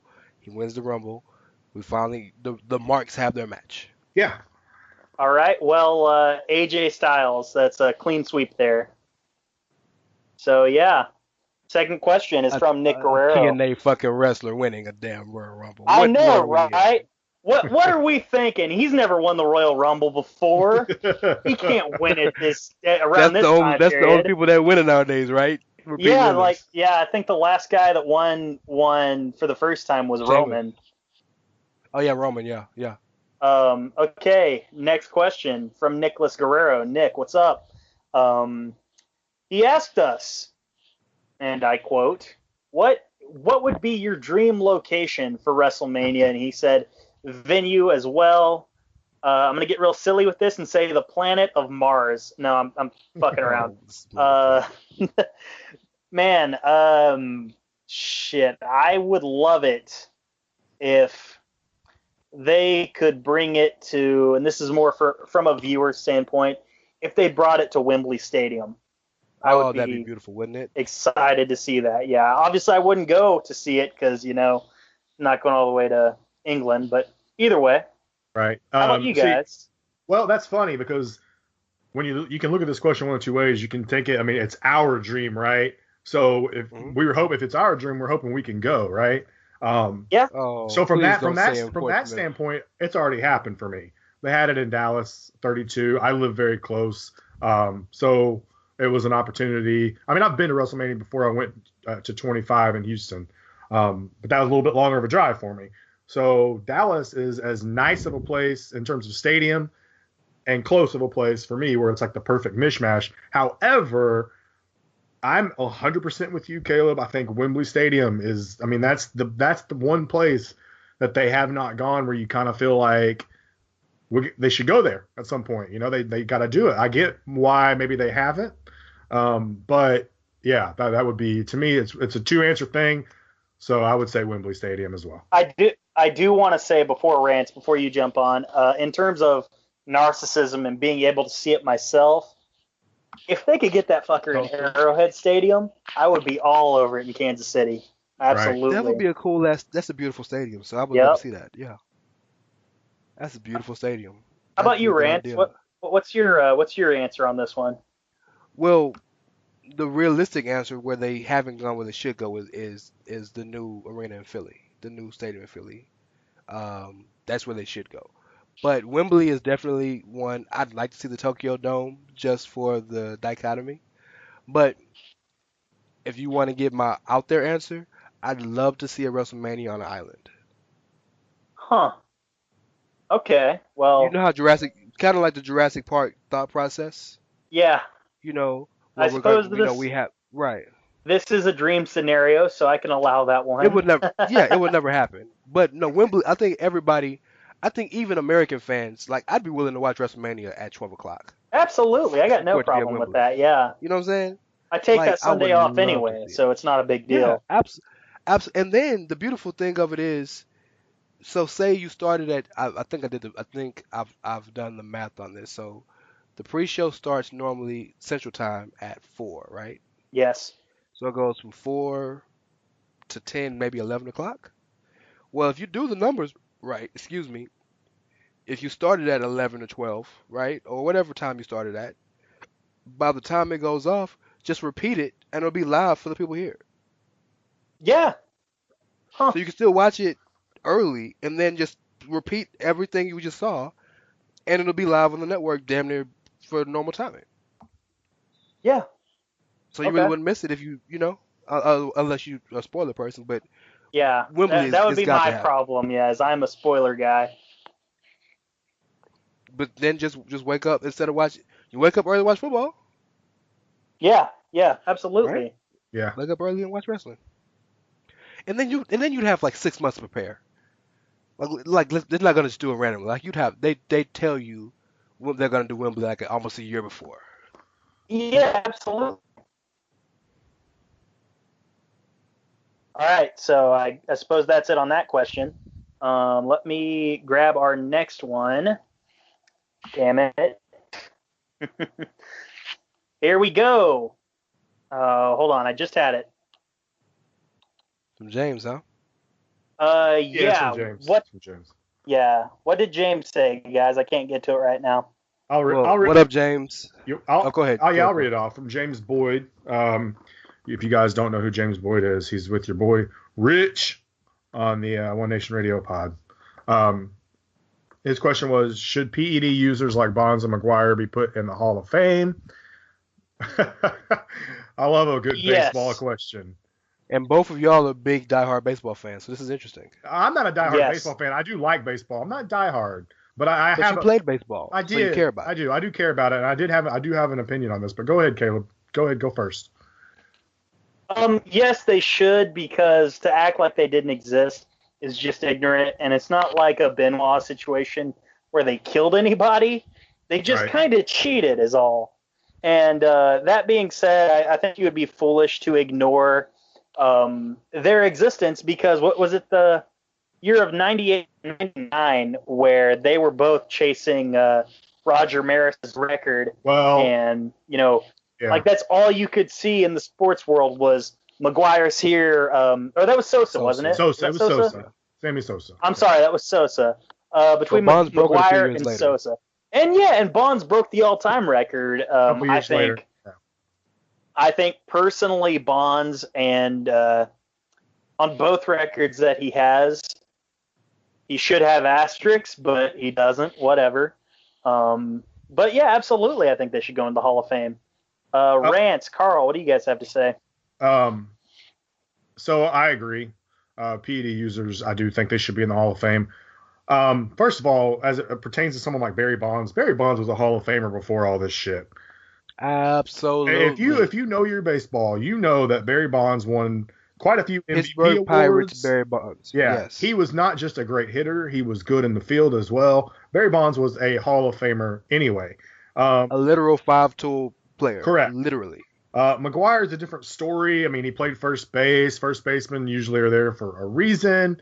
I'm not saying But he was hitting 40 home runs his rookie year. He was a masher. He's been hitting home runs. So yeah, the guys like that, it's like Caleb said, it's hard to look past. You can't pretend these things didn't exist. It reminds me a little bit of like, look at like in sports, like when they take away all the wins because we found out that some college kid did this or whatever. We still saw it happen. Okay. Like, USC with Reggie Bush. Yeah.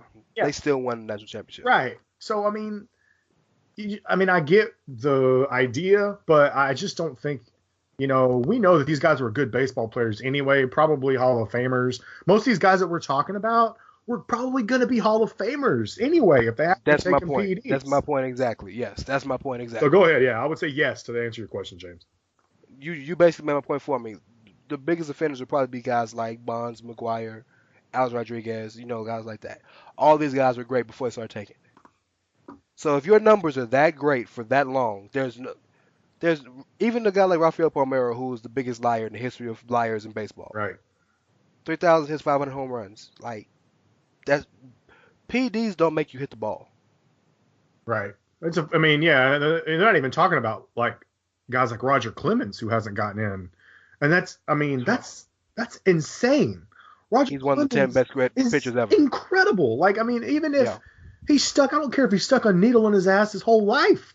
The dude was insane out there. It's just, I've seen him pitch live and in person. And not putting these guys in the Hall of Fame because of certain things. When we know guys in the 70s were out there doing meth, come on, give me a fucking break. Anyways. All agreed. All right, so an undisputed yes, they should go in the Hall of Fame. All right, well, next question from Rich Latta. What's up, man? Hey, what up, Rich? He asked us, and this one's kind of fun. Is Forrest Gump Forrest Jr.'s real dad? And real quick, the answer, hell no. Hell no. Jenny knew she had the HIV and that she was going to be dead pretty soon, and she knew Forrest Jr. needed a father figure, and she knew Forrest would be there. So, yes. Or, pardon me, no. Forrest Gump is not Forrest Jr.'s real dad. Completely agree.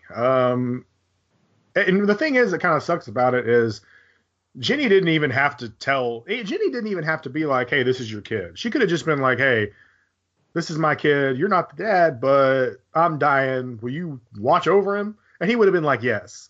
So that's kind of why it's sad, I guess, But like, everyone hates on Jenny, and I get it. She's awful. So Jenny. Yeah, Jenny. But anyways, yeah, I'm with you, Caleb. There's no way in hell Forrest is the father. I'd be very surprised. But it's open to interpretation. But yeah, I'll say that Forrest. Forrest hit that shit though. He did. And Forrest didn't know about pulling out, so Forrest busting that shit too. Just saying.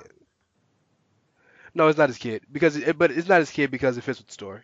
Yeah, exactly. The story about Forrest's life is everything bad happens to you, but you don't know it. You just persevere, keep going. It fits with the story. It's not his kid. Agreed.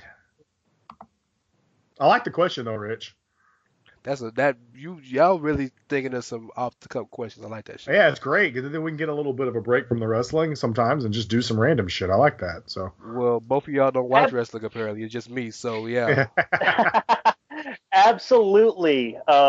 Next question is from James again. He asked us, and this one really triggered me, and I want to. James, if we were in the same room, I would want to throw hands right now. He said, for the past decade, why has the Big 12, outside of OU, that's another one that's going to trigger me for sure, been the worst Power 5 conference? And then he added, I thought y'all liked football over there. Rich, we do.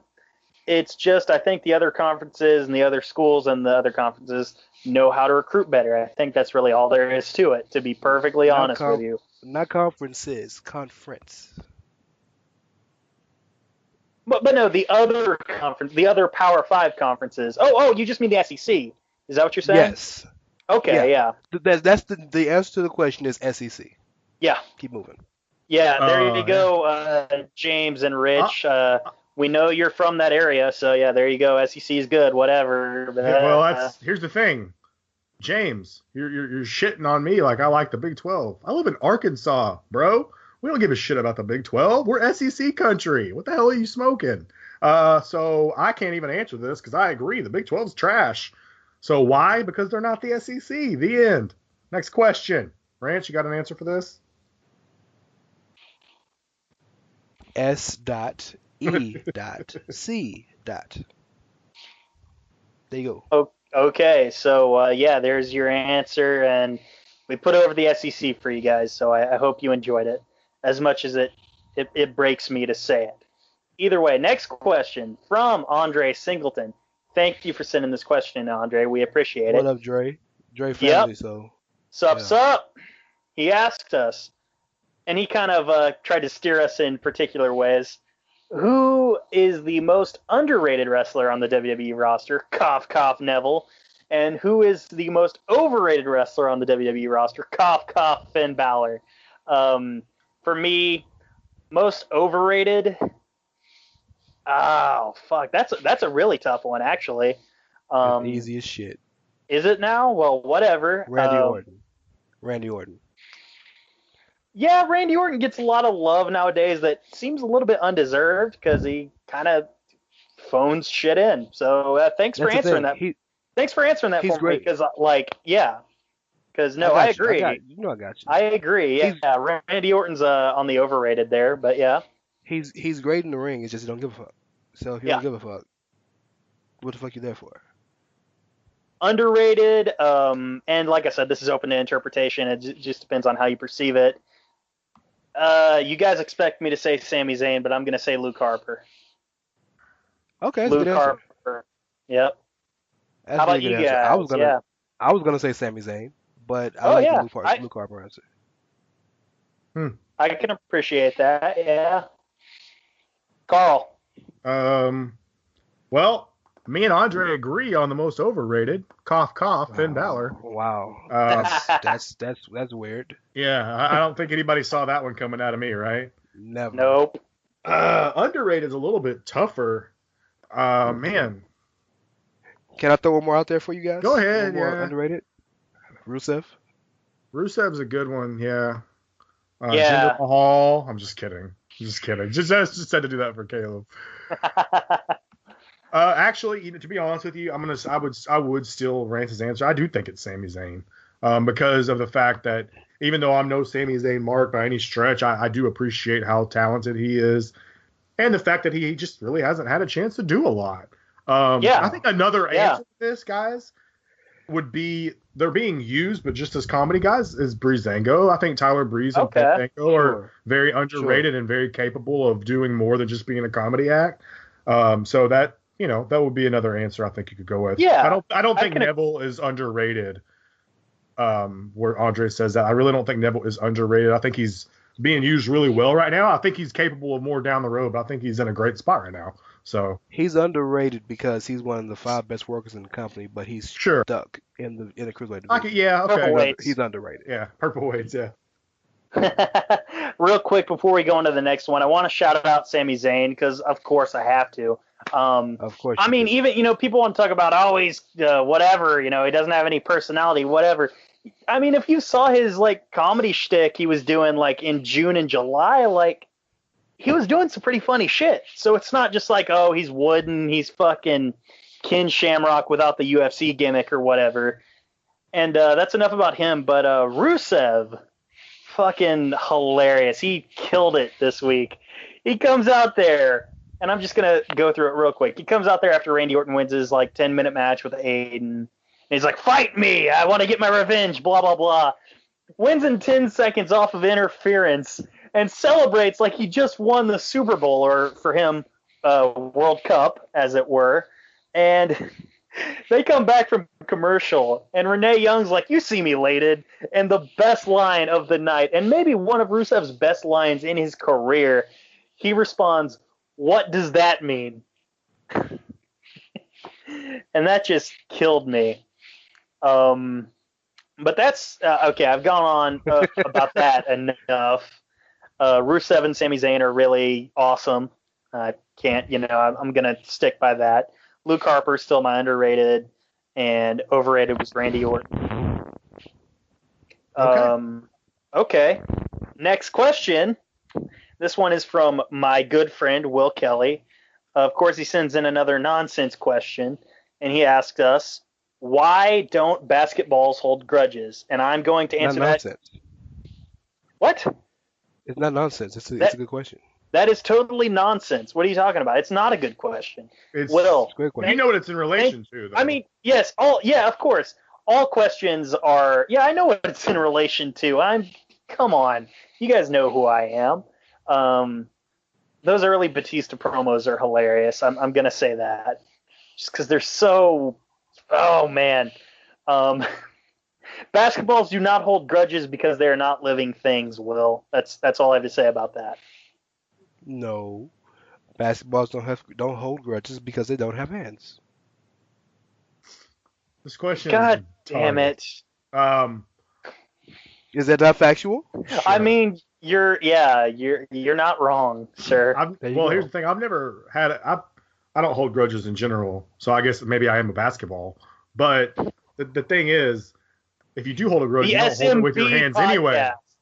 The SMC podcast. Come on. Oh boy.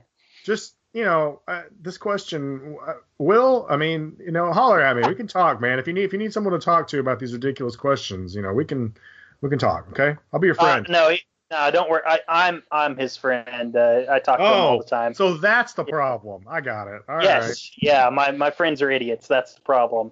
I can relate. Wow. Next. Yeah, I'm sure you can. Our next and our final question of the night comes from repeat offender Robert Henry. Thank you for sending us another question. This one is, of course, related to wrestling. I mean, I appreciate those. He asked us, what are the best, worst matches you've seen in person? And now, real quick, as far as worst goes, I do kind of grade on a curve. But I'm not going to say, what my most disappointing matches as far as the worst goes. The worst match I've probably seen in person is actually from Evolve I went to in January, and that was Timothy Thatcher versus Jeff Cobb. And I say that, and I'm not putting the onus on Jeff Cobb because I've heard plenty of horror stories about Timothy Thatcher matches before. But that's my worst match.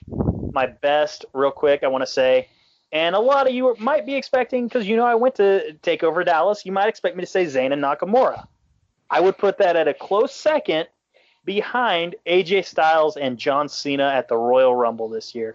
So the best and worst match to me that I've seen in person both happened during Royal Rumble weekend in 2017.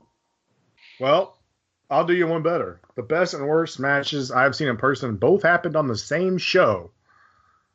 I went to WrestleMania 25 in Houston, as I mentioned earlier. The best match I've seen in person, obviously, I think this gives it away, would be The Undertaker and Shawn Michaels. That match was fucking insane. Of course, they did even better the next year.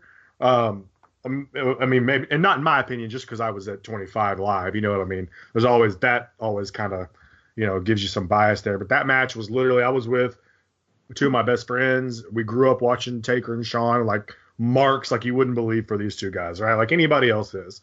And we were just on the complete edge of our seat at every false finish. It's one of the few times with all these false finishes that you're like, this is fine. I'm okay with this. You know what I mean? It was really before it became a huge trend, too. It kind of made the trend in some ways. But regardless, that's definitely the best match I've ever seen live. And the funny thing is, it sets the stage for the worst match I've ever seen live, which is Randy Orton and Triple H that followed. And it was a match that had an excellent story behind it, but the match just fell completely flat. A lot of people say it's because of the fact that they ran out of time, had to cut short. I don't really know. You know, back then I wasn't like, you know, crazy into the dirt sheets or whatever. But so whatever the case was, then I couldn't tell you. But that is, and I love Triple H too. So, but that match in person, for what it should have been, at least to me, would be the worst match I've seen. Rance? So the best match for me, and I've seen a few good matches, but I'm gonna be different, is Bryan versus Triple H at WrestleMania 30. Just because of everything it encompassed, I think I've been very open to saying that the Daniel Bryan story is the greatest wrestling story ever told. So for him to, that hump, that match, what it meant, him being injured, everything top to bottom was great. Worst match I've ever saw live is, and you guys probably don't even remember this match, but one of the first pay-per-views, one of the first shows I ever went to was Vengeance Night of Champions in 2007. Here in Houston. Yeah, the one Benoit no-showed, yeah. The one Benoit, that's when Benoit killed his family, yeah, that night. Deuce and Domino. Oh, God. Remember those guys? Wrestled Deuce's daddy, Jimmy Snuka, and Sergeant Slaughter. And it was so fucking bad. I can only imagine. That's all I need to say. I will not go back and watch it because I have no idea. I did not see it for sure. So Now, don't Rance, waste your time.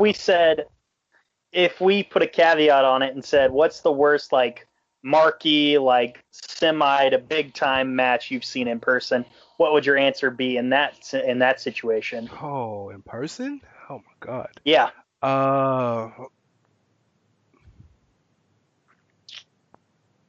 You make me think. Maybe something from WrestleMania 32, possibly. Yeah, I'm trying to think of the card. You're not gonna give me the same Roman Triple H. You're not gonna say No. I'm trying to get you to say something else that he's trying to get you to say really Ambrose and high hopes for. Lesnar is what he's trying to get you to say. Yep, that's what I'm trying to get you to say. Yeah. Oh, it man. wasn't a bad match to me. It was a bad match. It was entertaining. A bad match to me encompasses that this is bullshit. For me, it was just Right? too short. Yeah. I'll give you one. Rock versus Eric Rowan from that show. That was bullshit. I don't know that I would count that, but okay. That was bullshit. Oh, man. Hey, that's how good Eric Rowan is. Like, he retired The Rock, so That's just a good saying. point, because he ain't Yep. wrestled since. Yep, just saying, man. So that's all for us, right? Yeah, that's it, man. Okay, sweet. Guys, you can follow me on Twitter at SMC_CalB. Follow the pod at the SMC Podcast. Like us on Facebook. Like I said, follow us on Twitter. We're on iTunes. Please rate, review, and subscribe. If you're an Android user like myself, please use Podbean. We would appreciate that. But, just in general, like, it doesn't matter what app you use, just please listen to the show. We appreciate every listen we get. If you want to give us feedback, you can do that on Twitter, on Facebook, whichever medium you want to use. And that's all from me. You guys have a good one. Yeah. Who wants to end? I'll let you close, Rance. I just wanted to once again drop a rest in peace to the great Bobby the Brain Heenan. I can't say it enough how just incredible the guy was for the wrestling business, and you can know it by all the love he got, like Rance talked about earlier. And Caleb threw out all of our social media stuff, so I'll just throw my Twitter handle in there at Kervin SMC, Kervin. Real easy. Give me a follow. If you hate all my takes, let me know. If you love them, let me know. It doesn't matter. We're glad you guys are enjoying it, and spread the word. Believe in the pod. If you believe in the pod, then spread the word. We need as many listens as we can get. So that's all for me as well. Enjoyed it, fellas.